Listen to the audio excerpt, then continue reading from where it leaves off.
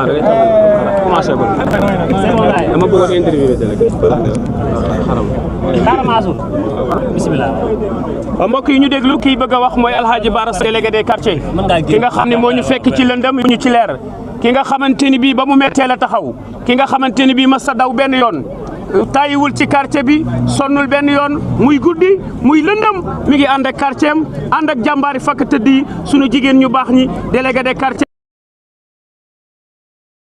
bàjjenu gox yi ñëpp Cheikh Bara Sall yàgg a xeex ci lëndëm la ñu fekkoon dem indi courant tey ba ñu leer tey nag mu taxawaat nam daan taxawee lag bi ñu bugg ko ñëwal doole jël ko def fi ay kër mu ni du fi amee ànd ak jeunesse bi yëpp ànd ak waa quartier bi loolu la ñuy xeex à travers monde entier ñëpp nañu seetaan ndax télévision yi nga xam ni ñëpp ñooy ci réew mi ñoom la ñuy seetaan ñu ngi fii tey jàkkaarloog ñun ndax lu ñu tas mu tasaaroo yàlla defal na leen ko Cheikh Bara Sall vous avez la parole. jërëjëf asalaamaaleykum. maa ngi nuyu ñëpp ci nuyoo bi nag di gërëm presse bi nga xam ne teew nañ fi parce que nag soppe wax na ko léegi presse ba amul ci am réew mooma du dox parce que jamono la jamono communication la jërë ngeen jëf yéen tamit yéen a ngi joué seen rôle bu baax a baax ci développement Sénégal ginnaaw loolu nag aussi vraiment bisub tey bii dañ ko woote woon ngir dañoo am lu nu metti fii ci ñaari lag yi nga xam ne ñoo seq VDN bi mu am ni ko ñi ma jiitu waxee léegi des soi-disant promoteurs d'immobilier ñëw fii di sakk dex ki di ko sakk pour rek bëgg koo jaay ko sax laa wax pour dëkk fii ba sax maanaam canal bi nga xam ne moo lié ñaari lag yi dafa fatt fi mu ne fii ne yéen a ngi gis gëri bi mi ngi koy dindi mais bu sañee ko sax sooy boo ñu daw parce que am ndox lay feese kon nag loolu vraiment ku ko def mooy soi-disant promoteur yooyu moo tax ñun nag interpellé nañ état ba tàyyi nag xañ na ñu ngi yëngu ci beneen côté mais lii dafa mën la xaar moo tax ñu ne tamit ñu taxaw ni dañuy jël suñuy responsabilité en collaboration ak autorités municipales yi ñoom vraiment ñoom it ma ngi leen di gërëm parce que ñoo jox petit matériel maam directeur comment dirais-je maam teg urbanisme jógee na fi léegi commandant brigade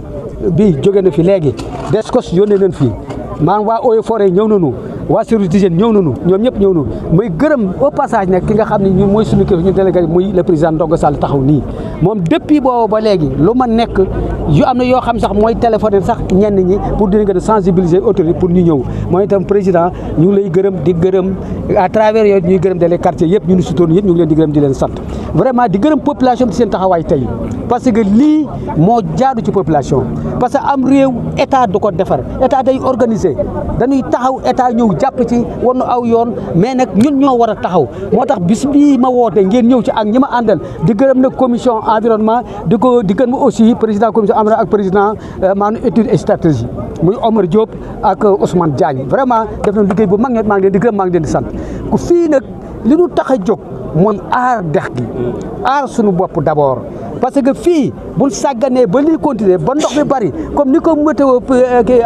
comment prévoir suñ kër yi sooy boo ñu teel a toxu féppay fees parce que lac bi day éclaté te bu éclaté même VDN bii sax nit yi jaar dina ko inondé kooku c'est sûr parce que fépp ci suuf la ci maanaam ci xur la ne kon nag loolu moo tax ñuy prévenir di taxaw bëgg a taxaw lii fi nekk nag am na promoteur boo xam sax moom gis ngeen ko fépp guddi la ñëw wàcce fi keesam yii daw kenn xamul kan la mais wàcce na ko fi wax nañ ko autorité rek nañ ko fi jëlee nam gën a gaawee parce que fii du place su dëkkukaay loolu daal ak aussi suñ quartier bi gën a am sécurité parce que fii bu amul duñ am sécurité duñ am santé li tax service d'hygiène ñëw Eaux et Forêts loolu moo tax parce que hygiène da cee bokk moo tax fii nag comme ni ko sama gars yi waxee rek ça manque beaucoup fii suñu quartier bi Tivaouane Peulh yëpp sax. bëgg ngeen sax régularisation wàllu ndox ak wàllu courant aussi. si loolu ñu ngi ciy dox guddi di ci dox bëccëg ndox mi ban defee ay demande depuis 2023 barke dem laa jógewaat seen eau ñu yore kii SONES pour ñu SONES la ñu xaar ñoom moom pour ñu branché tuyau yi pour ñoom ñu mën a ñëw bu ñu dugalee tuyau yi rek ñoom SONES it diggal nañu incha allah semaine bii dañ ci doxaat ay jéego. wàllu courant bi nag ñun fa ñuy jógee dafa sori poste bu ñu jógee booba fii de ñu ngi nii 802 maisons mais booba lu ma 10 maisons sax nekku fi woon ñuy alimenté lépp léegi 802 maanaam waa Sénégal ñëw nañ fi war naa mat 6 mois ba wul leen benn site ba ñoom directeur technique ak ay yeneen autorités compétents yi nga xam ñoo ko ànd na ñoom fii délégation bu mag ban tabax place bi nga xam ci la poste courant bi ne ba signaloo ma sax ne léegi wala wane ni comment dire délibéré naa leen fii mais boobu plus de 6 mois ñëwunu téléphoné nu wax nan lu ne te fi mu ne am na ko wax léegi amatuñu mënatu am matériel maanaam daanaka ci maam ci lëndëm lën dëkk loolu vraiment nekk loo xam ne lu metti la ci ñun fii quartier bii ba ci Tivaouane Peulh sax mais fii nag moo rawati amul benn robinet bu jóge fii xam nga lu ñu naan ndoxum teen mooy sax teen yu ndaw yooyu nga xam ni vraiment naan ko sax wóorul parce que même pas même pas 12 mètres nga amum ndoxum lag mi moo fay ñëw rek tout court amuñu pexe ci la ñuy naan ci la ñuy sangu ci la ñuy lekk ci la ñuy def lépp mais loolu nekk na loo xam ne vraiment catastrophe ci nit moo tax nag foofu vraiment ñun def na lu war en tant que population ñu ngi lancé un appel nag à l'État surtout au président Diomaye Diakhar Faye le président de la République le premier ministre Ousmane Sonko am na koo wax léegi moom recevoir nañu fii temps bi mu nekkee opposition dignu kon nag léegi il est temps ñu ngi leen di ñu dimbalinu te yàlla tax ak les ministères yi nga xam moom la concerné muy urbanisme ak environnement ñoom ñëpp kenn ku ne bind nañ la mais yàlla dogal na vraiment ñoom i tamit yebal nañ seen ndaw teew nañu mais danoo bëgg nag ñu gën a taxaw jàppale nu ci lii jàppale nu lag bi ñu sauvegarder ko te aussi suñu bëgg-bëgg yi ñu def ak la régulation foncière de Tivaouane en général particulièrement de notre quartier Nimzatt Almadies VDN 3 parce que kii ñun vraiment état am na possibilité régulariser nu lenn benn suufu état la benn bi domaine national la te nit ñi fii dëkk bi boo xoolee immeuble yi maam Dakar Plateau immeuble yi waa yi nekk fii la boo ñu xool amul Dakar Plateau nit ñi dëkk nañu njaboot gaa ngi fii puis le 802 maisons te ginnaaw bi ñu ko def sax am na ñeneen ñu fi dëkkaat encore vraiment loolu du quartier caaxaan loolu la vraiment moo tax ñu lancé un appel vraiment à travers vos médias là nañu dimbali ngir yàlla ñëw jàppale te lag bii moom wax nañ ko de suñ bakkan bi lañ ci teg de c'est boo état jóg nag duñ seetaan mukk ñu koy fatt dinu rey sunu njaboot kooku ñu ko seetaan amul lum nu jaralu nag kon nag état nanu jàppale wax naa ko léegi nañ ñëw jàppale nu régulariser nu en même temps lag bi ñu préserver ñun leen ci man yëpp matériel bi nga gis yëpp dërëmu kenn nekk ñun ñoo ko cotiser ça fait des millions ñu lu ay camions lu yooyu lépp mi ngi ni kenn jàppale na ci ñun population ñoo boole suñu dërëm ba def lii parce que bu état ñun jet ci loolu ma ba kenn état duñu fekk loolu daal laa wax ngeen baal ma wasalaam. Macha Allah.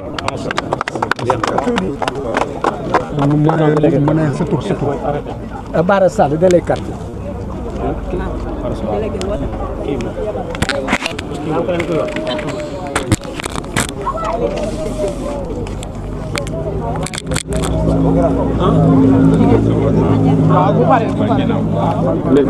mais jigéen ñi du am ku wax ci ñoom. mais loolu organisation la woon ñu wax bëri na ba jëm ko.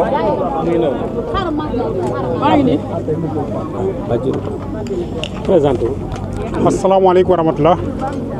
c'est président Ndongo Sall président des délégués quartier bu Tivaouane Peulh di nuyu ñu fekk ñëpp boo nuyoo délégué nuyu président ASC bi nuyu bàjjenu gox nuyu nga waa quartier bi yëpp vraiment mu nekk initiative bu ñu rafetlu sànq délégué Bara Sall def ni un promoteur man kooku du ma ko tuddee promoteur un promoteur da ngay jaay fu ñu mën a dëkkee mais ki fekk zone non aedificandi yi nga koy dagg à 150 mètres carrés ku man mënu ma la tuddee promoteur kooku c'est un délinquant foncier. Bon, le colonel dit remercier d'abord de passage le colonel Ba, directeur général d'Escos, de remercier le commandant Diouf bi nekk Tëngéej, de remercier aussi le CB Sow, de remercier aussi le sous-préfet de Sangalkam. ñoom ñëpp ils sont au courant de la situation qui def nañu action. di appel nag l'aide di woo nag l'État du Sénégal les services concernés di commencer ci ministère eaux et forêts directeur de l'urbanisme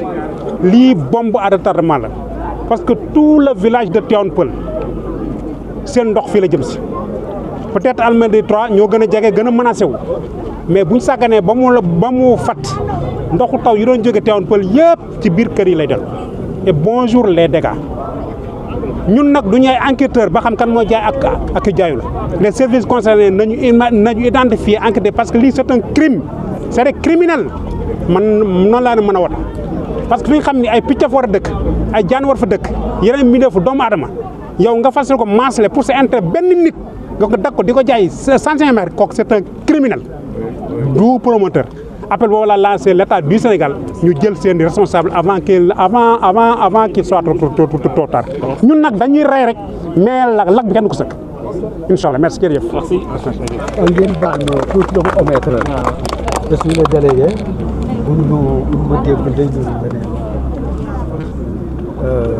maa ngi remercier nag ASC bi ak seen président seen taxawaay rafet na parce que fii bi ma ñëwee suuf fi laa leen fekk ñoom ñëpp xale yi ñu ci liggéey bi ñoo doon bale di charger camion yi vraiment di def li ñu war a def lépp di remercier aussi jigéen ñi ñoom moom boo wootee réunion ñoo fay jëkk ñoo fay mujj boo laajee cotisation ñoo ciy ëppale kon ñooñu tamit vraiment ñu leen di remercier bu baax a baax a baax spécialement aussi ILOF bii ILOF waxan naa ko ci réunion dama koy waxee ci presse bi maa ngi leen di remercier parce que seen taxawaay tamit rafet na à travers son président Ousmane Diagne ñoom itam vraiment seen taxawaay rafet na trop loolu rek laa doon bàjjenu gox comme ñu ngi nii à travers moom maa ngi remercier jigéen ñi bu baax a baax a baax a baax jigéen ñoom vraiment ñoom moom ñooy samay partenaire parce que ñoom boo woo ñu jóg boo woo ñu jóg boo laajee ñu joxe boo laajee ñu joxe kon nag jërëjëf.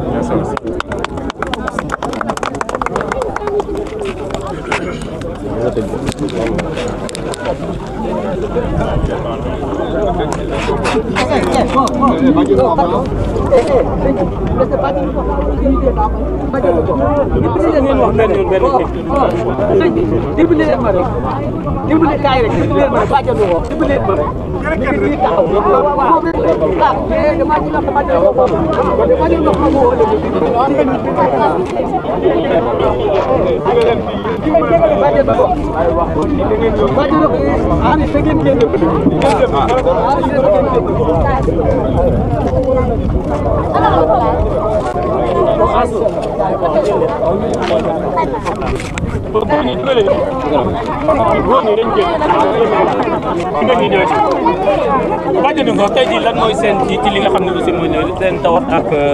li ngeen di sàkku daal ñu defal leen ko fi. bon salaamaaleykum maa ngi leen di nuyu man la Absa Yade bàjjenu gox Nimzat VDN Almadies 3 sama délégué Bara Sall maa ngi leen di nuyu yéen ñëpp di leen masawu naaj bi tàng na metti na ci suba bu léegi yéen a ngi taxaw di ñu soutenir ngeen ñëw nag fekk ñu xeex suñu gox suñu quartier war koo defar ngeen jàpp li ñuy xeex mooy ñi nga xam ne dañu promoteur yi ñëw di ñu menacer ci suñu quartier bi chaque jour des ko su dugg ni promoteur moo ñu yónni pour ñu war a mën a jël li des ci quartier bi loolu mënut a nekk ndax dañoo am njaboot 2017 ba tey ñu ngi fi di daw di dàqante maçon yi di daw di dugg ci tabax yi lu nekk def nañ ko daj nañu lu ne ba cëppaa ndaw ji dikk nag mu neex am ñoo xam ne dañoo ñëw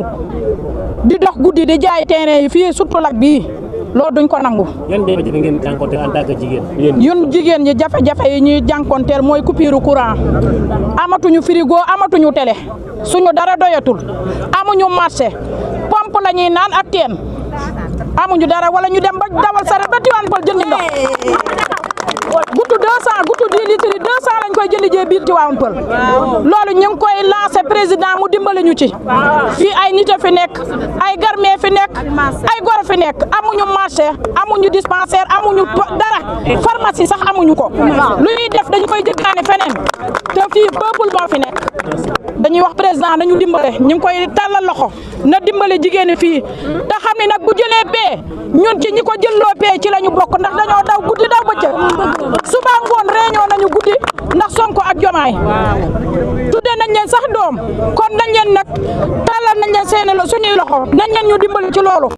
bu ñu toogee en tant que jigéen ñii ñoo tax ñu toog nañu jàpp bu baax merci. délégué de quartier Alaaji Bara Sall di nuyu le président des délégués de quartier Alaaji Ndongo Sall ñu ngi koy nuyu di nuyu bàjjenu gox yi di nuyu le président des ASC VDN Almadies 3 man nag je suis le vice-président de l'ASC di président étude et stratégie bi nga xamante ni ñoo nekk fii ci VDN Almadies 3 ñi ngi nuyu ñëpp di ziar comme ni ko Omar Diop waxee wax na lépp dañu nekk fii ci situation yu doy waar mooy dañu nekk dëkk ak lak lac boo xamante ni mooy suñu bakkan mooy suñu lépp mais suñu xel dalul parce que dafa am ay nit ay promoteurs yoo xam ne ñi ngi fi ñëw di ko jaay ay nit di ko construire te xamuñu fan lañ ko teg ba ci canalisation bi gis nga ko ñu ngi koy curé noonu la délégué du quartier Alaaji Bari Sall jëlee ay initiative am vraiment ñu koy félicité ñu koy félicité bu baax a baax parce que li may wax saa su ne mooy sama kàddu de mooy sama kàddu tey mooy suñu Diomaye Faye ñun waa quartier bi mooy suñu président Ousmane Sonko kon nañ ko fonk bu baax a baax parce que lépp initiative am la moom moo dajale ñëpp waxtaan ak ñëpp teg ay commission am comme ni ko Omar Diop waxee président commission environnement man maay président commission études et stratégie noonu la ñu toogee xalaat ko xool na la ñu war def ba réaliser lii tey ñu am ci satisfaction totale nag mooy curé canal bi curé canal bi def setal boo xamante ni ñi nga xam ne ñoom ñooy ay promoteur nañ xam ne waa quartier bi jóg nañ taxaw pour lac bi kenn du ko laal parce que lii mu si am. da ngeen di xaar inondation. non inondation bu méttee ñun ñi nga xam ne ñoo jege lac bi nelawatuñ surtout man bu ma tëddee du ma nelaw. te gis nañ ñi nga xam ne am nañ conséquences yi nga xam ne am na lu mel ni Guédiawaye lu mel ni Zac Mbao tey jii ñun loolu la ñuy bàyyi mu dal ñu am taxawaay mat sëkk nag koñ bi ñëpp génn gis nga leen nii